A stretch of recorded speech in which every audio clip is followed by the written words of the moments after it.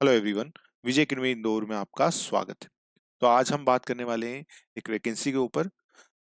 क्या है वैकेंसी, कितनी पोस्ट है, कब तक आप एग्जाम फॉर्म फिल कर सकते हैं और पूरा सिलेबस जो दिया हुआ है उसको डिटेल में डिस्कस करेंगे। किस तरह से आपको सिलेबस को कवर करना है, क्या क्या टॉपिक्स हैं, सारी चीज़ों को डिटेल में डिस्कस करेंगे। तो ये जो एग्ज़ाम है, वैकेंसी है, वो किसकी तरफ से निकाली गई है? तो उत्तर प्रदेश अधीनस्थ सेवा चयन आयोग लखनऊ द्वारा निकाली गई है। क्या है? तो सहायक लेखाकार और लेखा परीक्षक मुख्य परीक्षा है। एग्जाम जो विज्ञापन आ गया था वो कब आ गया था? तो 2-3 फरवरी को ही जो है विज्ञापन आ गया था। स्टार्टिंग कब से हो गई है फॉर्म फिलिंग की? तो फॉर्म फिलिंग की जो स्टार्ट हो गई है वो हो गई है 20 फरवरी से। लास्ट डेट क्या है? तो लास्ट डेट है 11 मार्च। तो 11 मार्च के पहले पहले आपको ये एग्जाम फॉर्म भर देना है। क्वालिफिकेशन क्या है, सब चीजों पर बात करेंगे।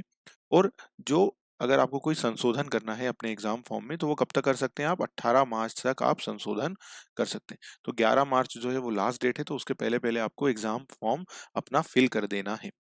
ठीक है, चलिए तो फटाफट से बात कर लेते हैं आगे। तो क्या पद है? तो देखिए, टोटल जो पदों के लिए भर्ती हुई है वो है टोटल पद 1828 पद है टोटल। 668 पद हैं वो हैं सहायक लेखाकार के। सहायक लेखाकार के कितने पद हैं? 950 विशेष चयन। और इसके बाद लेखा परीक्षक के 209 पद हैं।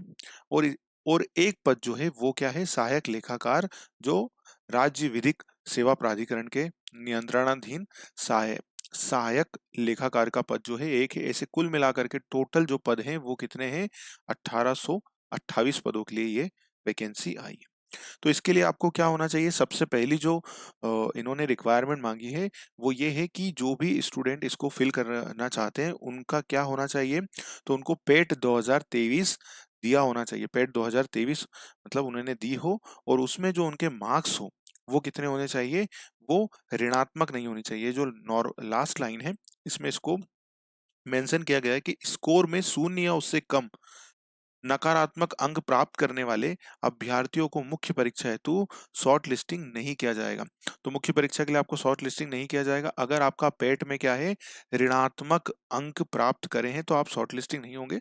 तो अगर जो स्टूडेंट के मार्क्स क्या है, जो स्टूडेंट के मार्क्स पॉजिटिव है ना, अगर आपके जो भी मार्क्स हैं वो पॉजिटिव हैं, मतलब एक नंबर भी आपको आया है पॉजिटिव, तो आप इसके लिए एलिजिबल हैं, आप दे सकते हैं। ठीक है, तो ये तो हो गई किसकी बात कि आपको सबसे पहले पेट होना चाहिए, पेट 2023, और उसमें आपके पॉजिटिव अंक होने चाहिए।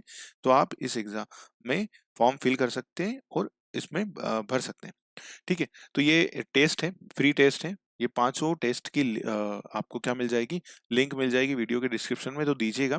छोटे से ही टेस्ट है, आगे भी मैं आपके लिए ऐसे ही टेस्ट लाऊंगा ताकि आपकी प्रिपरेशन में थोड़ी हेल्प हो जाए। तो ये टेस्ट है ना, तो आपको देना चाहिए टेस्ट। थोड़ा सा आपका स्पीड इससे ये हो जाएगा, ये टेस्ट पांचों टेस्ट देंगे तो थोड़ा सा आपको प्रिपरेशन आपकी स्टार्ट हो जाएगी, है ना।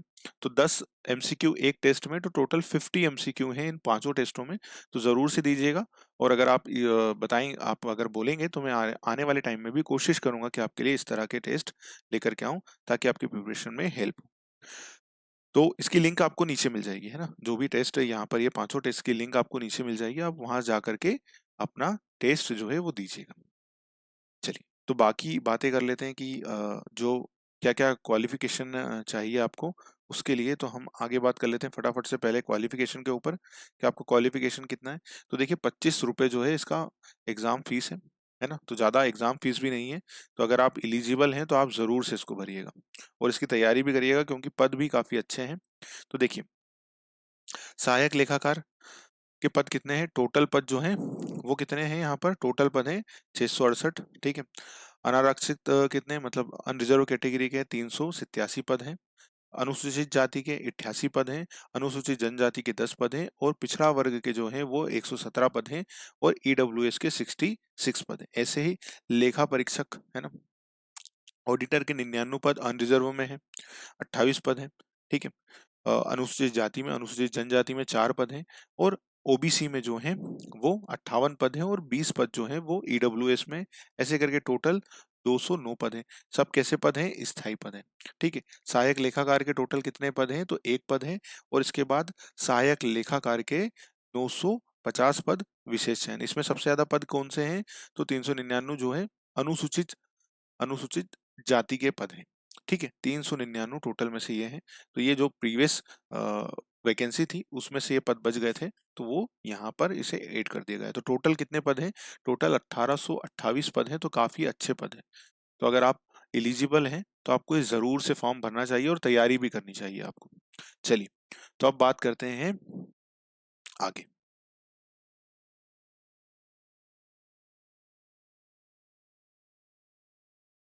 देखिए ये दिया हुआ है यहाँ पर, फटाफट से नीचे इसको ले लेते हैं। आयु सीमा, आयु सीमा के ऊपर बात कर लेते हैं। तो आयु सीमा क्या है? मिनिमम कितनी वर्ष होनी चाहिए आपकी आयु? 21 वर्ष। 21 वर्ष से कम आपकी आयु नहीं होनी चाहिए। और मैक्सिमम कितनी है? मैक्सिमम है 40। ठीक है, और अगर आपको जो छूट मिलती है वो छूट भी मिलेगी, तो आपकी जो मैक्सिमम एज क्राइटेरिया जो 40 की एज है वो भी बढ़ जाएगी। तो मिनिमम कितनी है? 40। तो अधिकतम जो है 40 है। अगर आप ओबीसी, अनुसूचित जाति, अनुसूचित जनजाति या ओबीसी में आते हैं तो आपको रिलैक्सेशन मिलता है, तो वो रिलैक्सेशन से आपकी जो मैक्सिमम एज लिमिट है वो बढ़ जाएगी। तो 40 साल भी अपने आप में काफी सफिशिएंट है ना? तो आप भर सकते हैं, तो इसको जरूर से भरिएगा। इसके बाद हम बात करते हैं किसके ऊपर? इसके बाद हम बात करते हैं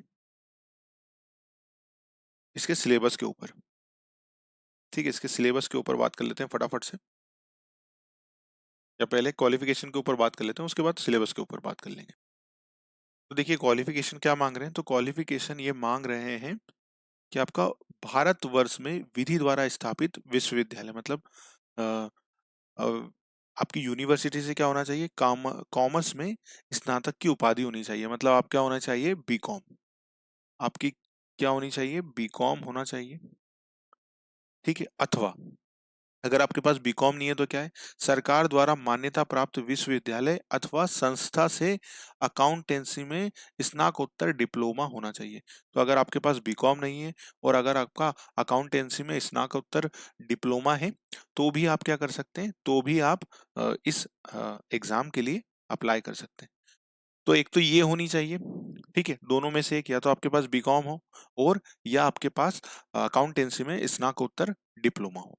दूसरा क्या होना चाहिए? सरकार द्वारा मान्यता प्राप्त किसी संस्था से कंप्यूटर संचालन में ओ लेवल का डिप्लोमा होना चाहिए। मतलब दूसरा क्या होना चाहिए? आपके पास डिप्लोमा होना चाहिए कंप्यूटर में, और वो भी कौन सा वाला? ओ लेवल वाला। तो अब देखो आपके पास, आपको तीन चीजें ध्यान में रखनी जब आप इस एग्जाम को, फॉर्म को फिल करें। तो पहले आपको क्या होना चाहिए? पैट, आपका पेट क्लियर होना चाहिए। पेट में आपका आपने करा हो और आपका जो स्कोर हो वो क्या हो? पॉजिटिव हो। मतलब मैं यहाँ पर आपके लिए एग्जांपल के लिए रख रहा हूँ कि 1 नंबर या इससे ज्यादा, मतलब पॉजिटिव स्कोर है।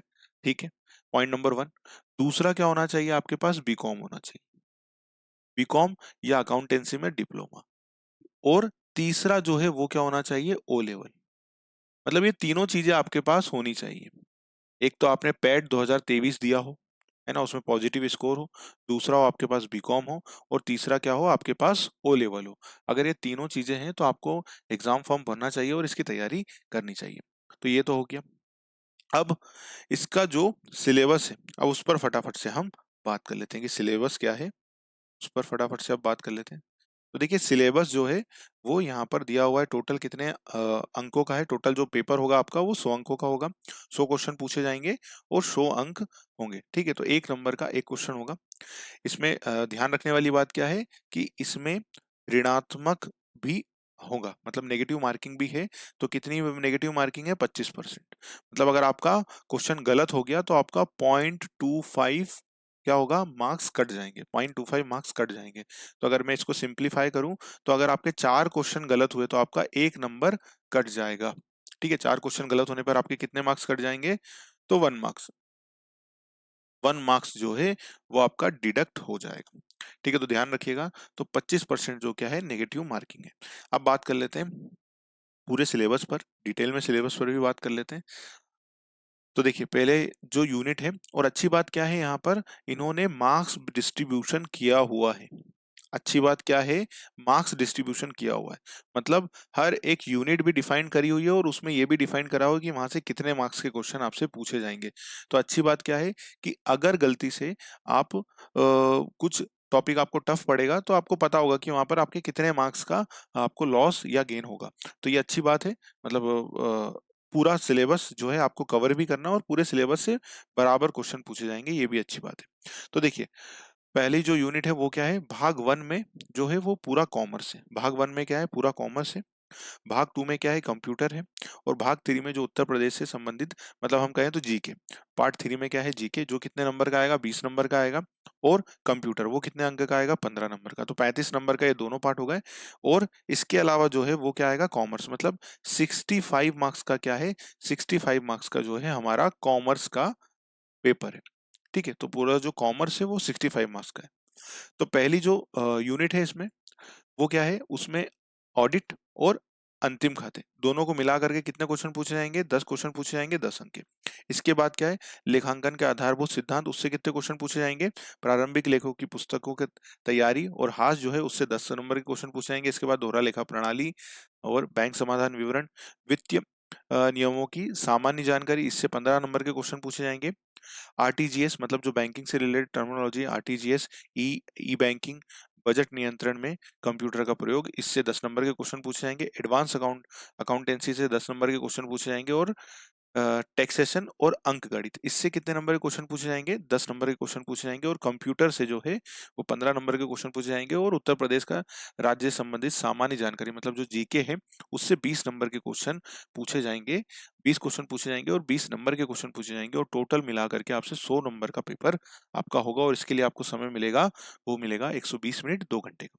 ठीक है, तो ध्यान क्या रखना, नेगेटिव मार्किंग को ध्यान में रखना। अब डिटेल में बात कर लेते हैं टॉपिक वाइज। तो देखो, ऑडिट और फाइनल अकाउंट, इसमें क्या बोल रहे हैं, अशोध्य और संदिग्ध ऋणों के प्रावधान, अदत्त और पूर्वदत्त, वही प्रीपेड और आउटस्टैंडिंग एक्सपेंसेस, आय व्यय, स्कंद का मूल्यांकन इत्यादि की समायोजन प्रविष्टियों सहित अंतिम खाते तैयार करना। मतलब क्या बोल रहे हैं, फाइनल अकाउंट, फाइनल अकाउंट में जो एडजस्टमेंट होते हैं वो एडजस्टमेंट के साथ आपको फाइनल अकाउंट पढ़ना है। और लेखा परीक्षा का परिचय है ना, ऑडिट का परिचय क्या है, आंतरिक लेखा परीक्षा क्या है, और नियंत्रक एवं महालेखा परीक्षक भारत सरकार का परिचय, मतलब controller auditor general of India, जिसको बोलते हैं सीए जी, है ना, controller auditor general of India, वो आपको समझना है। उसका थोड़ा सा परिचय आपसे पूछा जाएगा कि कौन अपॉइंट करता है, कैसे क्या ऑडिट करते हैं वो, है ना, ये सारी चीजें आपको इसमें देखना है। तो एकदम इजी टॉपिक है, आराम से पढ़िएगा। फाइनल अकाउंट को आपको एडजस्टमेंट के साथ पढ़ना है, जो एडजस्टमेंट होते हैं उसके साथ आपको फाइनल अकाउंट पढ़ना है। और साथ में आपको क्या पढ़ना है, ऑडिट पढ़ना है। इसके बाद point number two, unit number 2 जो है इसमें, वहां से क्वेश्चन पूछे जाएंगे। वो क्या पूछे जाएंगे, लेखांकन के आधारभूत सिद्धांत, प्रारंभिक लेखा पुस्तकों की तैयारी और हास। तो इसमें क्या क्या टॉपिक है, तो देखियो, पहले तो है जनरल, दूसरा है खाता बही, तीसरा है अशुद्धियों का शोधन, विभिन्न हास पद्धति आदि की जानकारी। तो देखो, आपको डेप्रिसिएशन पढ़ना है, ट्रायल बैलेंस भी पढ़ना है, क्योंकि उसमें अशुद्धियों का शोधन, रेक्टिफिकेशन ऑफ एरर का भी चैप्टर पूछा जाएगा। तो आपको ट्रायल बैलेंस भी पढ़ना है, जनरल भी बताया गया और खाता बही। तो आपको जो दोहरा लेखा प्रणाली क्या होती है, दोहरा लेखा प्रणाली के दोनों आपको तीनों पता होने चाहिए, नियम पता होने चाहिए, खाता बही सारी पता होनी चाहिए। और फिर अशुद्ध रेक्टिफिकेशन ऑफ एरर, तो ट्रायल बैलेंस भी पड़ेगा, उसके बाद रेक्टिफिकेशन ऑफ एरर और डेप्रिसिएशन की विभिन्न पद्धतियों की जानकारी, है ना। तो डेप्रिसिएशन में आपको सबसे ज्यादा जो ध्यान में रखना, वो क्या ध्यान में रखना है, एसएलएम और डब्ल्यू मेथड, है ना। इस स्थायी किस्त पद्धति और एसएलएम मेथड और डब्ल्यू मेथड जो है आपको पता होनी चाहिए। ठीक है, तो ये ध्यान रखिएगा, है ना। दोनों से क्वेश्चन सबसे ज्यादा पूछे जाते हैं, डेप्रिसिएशन में इन दो मेथड से सबसे ज्यादा क्वेश्चन पूछे जाते हैं। किसी भी एग्जाम में अगर डेप्रिसिएशन होता है, तो अगर 10 क्वेश्चन पूछे गए हैं, तो 5 से 6 क्वेश्चन इन दो मेथड से ही आते हैं हर बार, है ना। हर एग्जाम का ये पैटर्न है। तो अगर डेप्रिसिएशन दिया हो, तो आपकी इन दोनों मेथड पर कमांड अच्छे से होनी चाहिए, एसएलएम और डब्ल्यूडीवी। बाकी सारी मेथड भी होती है इसमें, है ना, डिप्लीशन मेथड होती है, और बाकी सारी मेथड्स होती हैं, बट जो मेनली दो मेथड है, वो ये दो मेथड है, इनको तो आपको एकदम आपकी टिप्स में होनी चाहिए। इसके बाद बात करते हैं यूनिट नंबर 3 पर, दोहरा लेखा प्रणाली, बैंक समाधान विवरण, वित्तीय नियमों की सामान्य जानकारी। तो इसमें क्या क्या पढ़ना है आपको? दोहरा लेखा प्रणाली है ना, दोहरा लेखा प्रणाली जो मैंने आपको ऊपर ही बोल दिया कि आपको पूरा बेसिक से पढ़ना है, तो वो यहाँ पर उन्होंने कवर भी कर दिया। बैंक समाधान विवरण, ठीक है, बीआरएस, बीआरएस आपको कवर करना है। बीआरएस से ये बात ध्यान रखिएगा कि जब बीआरएस आप पढ़ें, बैंक रिकंसिलिएशन स्टेटमेंट पढ़ें, तो यहाँ पर आप इसका प्रैक्टिकल जरूर देखें। हो सकता है एग्जामिनर यहाँ से प्रैक्टिकल क्वेश्चन पूछे, है ना। तो इसको आराम से पढ़िएगा। बीआरएस में जो ध्यान रखिएगा वो क्या ध्यान रखिएगा, रटने की बजाय समझने की कोशिश करिएगा बीआरएस पर। बीआरएस का एक जो आपको ध्यान में रखना है वो क्या ध्यान में रखना है कि रटिएगा मत, है ना। नॉर्मली मैंने देखा है कि क्या करते हैं स्टूडेंट, रटने की कोशिश करते हैं कि हाँ रट लिया, तो जब आप पढ़ेंगे तब आप रटेंगे, तब तो आपको एक बार फिर भी चल जाएगा। बट जब आप एग्जाम में इसका क्वेश्चन आपके सामने आएगा, या जब आप टेस्ट देते हैं और इसका क्वेश्चन आता है, तब वो दिक्कत आती है, तब दिक्कत आती है। तो इसलिए कोशिश करिएगा उसको फ्लो में समझने की, कि क्वेश्चन कैसा पूछा जा रहा है उस फ्लो से आप समझिएगा। तो लॉजिकल है पूरा चैप्टर बैंक समाधान विवरण, तो लॉजिक से ही चलिएगा, तो आराम से इसका क्वेश्चन आपसे बनेगा और एग्जाम में भी बनेगा। ठीक है। सामान्य वित्तीय नियमों की जानकारी और भंडार क्रय नियमों की जानकारी, ठीक है, तो ये दोनों बातें इसको भी कवर करिएगा। इसके बाद जो है यूनिट 4 में जो है बैंकिंग से रिलेटेड टर्मिनोलॉजी आपको पढ़ना है।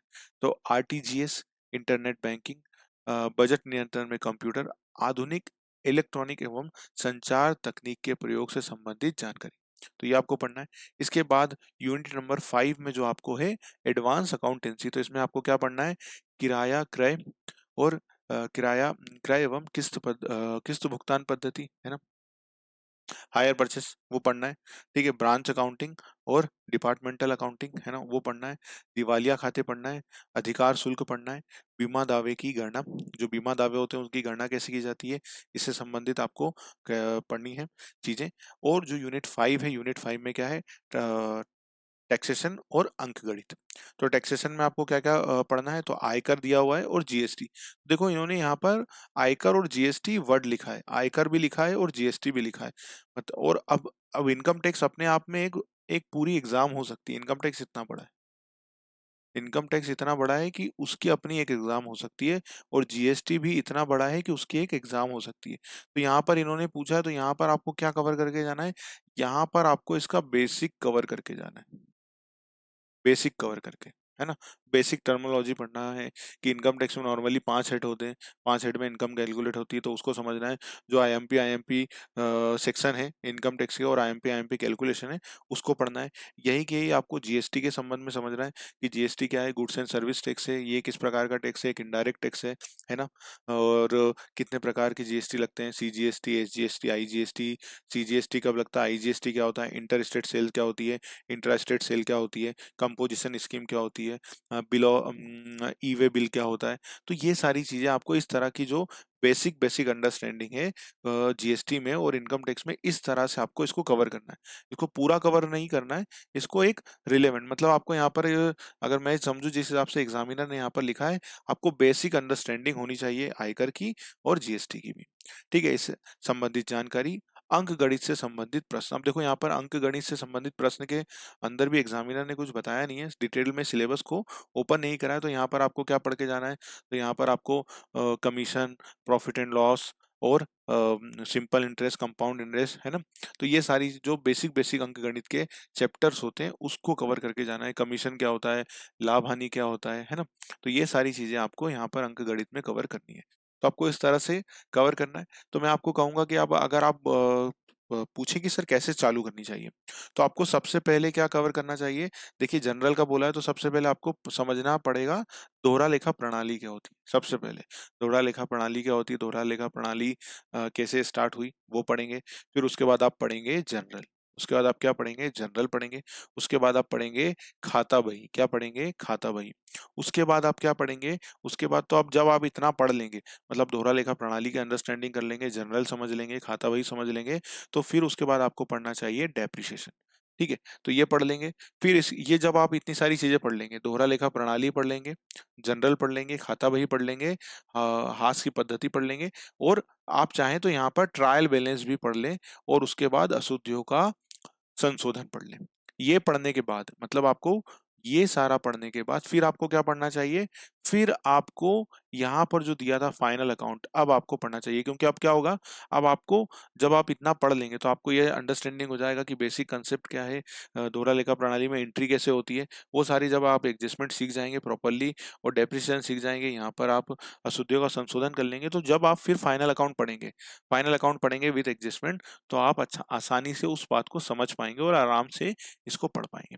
तो इस तरह से आपको ये पढ़ना है। फिर इसके बाद आपको बैंक समाधान विवरण, फिर आप कोई सा भी यहाँ पर अकाउंट्स में टॉपिक उठाएंगे तो आप कर सकते हैं, क्योंकि आपको बेसिक अंडरस्टैंडिंग हो गई है।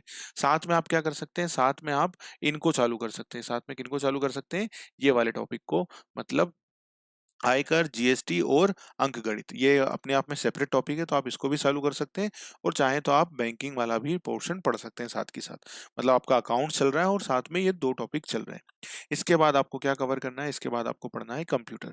ठीक है, तो कंप्यूटर आप पढ़िएगा, कंप्यूटर की एकदम अलग यूनिट दी गई है, तो डिटेल में इसको पढ़िएगा। एग्जामिनर ने यहाँ पर इसको बताया भी है, तो आपको पूरा कंप्यूटर समझना है। कंप्यूटर क्या होता है, कंप्यूटर की जनरेशन से स्टार्ट करिएगा कि कंप्यूटर कैसे जनरेशन बाय जनरेशन कैसे विकास हुआ उसमें, है ना। हार्डवेयर क्या होते हैं, सॉफ्टवेयर क्या होते हैं, ऑपरेटिंग सिस्टम क्या होता है, स्प्रेडशीट क्या होता है, ईमेल क्या होता है, सोशल नेटवर्किंग क्या होती है, ई गवर्नेंस की जानकारी, डिजिटल वित्तीय उपकरण और अनुप्रयोग, इंटरनेट एवं वर्ल्ड वाइड वेब डब्ल्यू क्या होता है ना। तो वो आपको एकदम डिटेल में जो कंप्यूटर होता है वो आपको पढ़ना है। साइबर सुरक्षा अवलोकन, वर्ड प्रोसेसिंग के तत्व, कंप्यूटर एवं सूचना प्रौद्योगिकी के क्षेत्र में होने वाले तकनीकी विकास एवं नवाचार, है ना। तो यह अभी जैसे चैट जीपीटी आ गया, ये सारी चीजें आपको कवर करनी है। मतलब आपको कंप्यूटर एकदम बेसिक से लेकर के अच्छा डिटेल में कवर करना है। और जो भी यहाँ पर पॉइंट लिखे हुए हैं, जो भी ये पॉइंट लिखे हुए हैं, हर एक पॉइंट को आप कवर करिएगा, है ना। हर एक पॉइंट को कवर करिएगा, मतलब अगर उन्होंने लिखा है वर्ड प्रोसेसिंग के तत्व, तो आपको पता होनी चाहिए डब्ल्यू डॉट, है ना, वर्ल्ड वाइड वेब क्या होता है, तो आपको पता होना चाहिए, क्योंकि एग्जामिनर यहीं से आपके 5-10 क्वेश्चन तो सामने ही सामने आपको दिख रहे हैं। जैसे वो हार्डवेयर से क्वेश्चन पूछ सकता है कि नाम दे देगा कि ये क्या है, किसका उदाहरण है, सॉफ्टवेयर ये किसके उदाहरण है, ऑपरेटिंग सिस्टम के कौन से सॉफ्टवेयर है ये बता दीजिए, निम्नलिखित में से कौन सी सोशल मीडिया साइट किस काम आती है। इस तरह से वो क्वेश्चन पूछ सकते हैं, तो इसको कवर करिएगा। और साथ में जितना हो सके, मतलब देखिए पार्ट 3 जो है, पार्ट 3 क्या है, उत्तर प्रदेश राज्य से संबंधित सामान्य जानकारी। तो इसमें आपको इतिहास, संस्कृति, कला, वास्तुकला, त्योहार, मतलब पूरा, अगर मैं एकदम एक समराइज वे में कहूँ तो आपको पूरा जीके पढ़ना है, पूरा जीके किसका, उत्तर प्रदेश का पूरा जीके, है ना। तो ये बहुत बड़ा टॉपिक है, ये सबसे ज्यादा बड़ा टॉपिक है। तो आप क्या करिएगा, जितना हो सके एकदम इसको लाइट वेट में पढ़ते जाइएगा साथ ही साथ, है ना। क्योंकि इसमें जितना पढ़ें उतना कम है, ये वाले 20 नंबर के पोर्शन में जितना कवर करें उतना कम है, क्योंकि इसमें हर एक पॉइंट को उन्होंने कवर करा है। तो आपको क्या करना है, जितना हो सके आपसे धीरे धीरे इसको भी साथ में पढ़ते जाए। आपका मेन फोकस क्या होना चाहिए, आपका मेन फोकस होना चाहिए 65 मार्क्स पर, जो कॉमर्स का है। साथ में ये जो 15 मार्क्स का ए कंप्यूटर, इस पर, ये दो आपकी पकड़ में होने चाहिए एकदम अच्छे से, है ना। ये 80 नंबर का पेपर आपके पकड़ में होना चाहिए। मैं ऐसा क्यों बोल रहा हूँ, क्योंकि देखिए कंप्यूटर भी उन्होंने स्पेसिफाई करा है और कवर किया जा सकता है। और 65 नंबर का पेपर तो पूरा कवर किया जा सकता है, क्योंकि उन्होंने पॉइंट वाइज कवर करा है, तो इसमें कुछ भी चीज छुपी हुई नहीं है। तो आपका जो टारगेट होना चाहिए वो ये 65 नंबर वाला, साथ में ये 15 नंबर को भी आपको कवर करना चाहिए। और फिर जितना हो सके आपको थर्ड पोर्शन पे जाना है। तो आपको कहाँ पर मेन फोकस करना है, अपना 65 नंबर पे, कि 65 नंबर में तो आपकी कोई कमी ना हो। फिर उसके बाद आपको ये 15 नंबर कवर करने हैं, और साथ ही साथ आपको ये 20 नंबर भी कवर करते चलने। तो इस प्रकार से आपका ये पूरा 100 नंबर के जो ये 100 क्वेश्चन पूछे जाएंगे, वो आपको इस तरह से कवर करने हैं। ठीक है, तो ये 5 टेस्ट जरूर दीजिएगा। ये जो 5 टेस्ट दिए हुए हैं मैंने, ये ज़रूर दीजिएगा। और बताइएगा कि आपको टेस्ट कैसे लगे। और इस प्रकार के अगर आप और टेस्ट चाहेंगे तो मैं कोशिश करूँगा कि आने वाले टाइम में भी आपके लिए ऐसे टेस्ट लेकर के, चलिए, तो ये टेस्ट ज़रूर से दीजिएगा और बताइएगा हमें कि आपको ये टेस्ट कैसे लगे। और कोशिश करूँगा तो मैं आपके लिए कुछ वीडियो भी ज़रूर से लेकर के आऊँगा। ठीक है, तो ये पांचों टेस्ट की आपको लिंक जो है डिस्क्रिप्शन में मिल जाएगी। आप ऐप डाउनलोड की भी लिंक आपको डिस्क्रिप्शन में मिल जाएगी, तो वो डाउनलोड करके भी आप प्री टेस्ट में जाएंगे तो आपको ये सारे टेस्ट वहाँ पर मिल जाएंगे। तो चलिए, इस वीडियो में इतना ही। वीडियो पसंद आया हो तो लाइक ज़रूर से करिएगा, शेयर ज़रूर से करिएगा, और चैनल सब्सक्राइब करके रखिएगा, कि जब भी इस तरह के वीडियो आए तो आपके पास उसका नोटिफिकेशन मिल जाए। ये पांचों टेस्ट जरूर से दीजिएगा और बताइएगा अपनी राय। तो आने वाले टाइम में मैं कोशिश करूंगा कि और टेस्ट आपके लिए लेकर के आ जाऊं। तो चलिए, इस वीडियो में इतना ही, मिलते हैं अगले वीडियो में, तब तक के लिए अपना ध्यान रखिएगा। नमस्कार।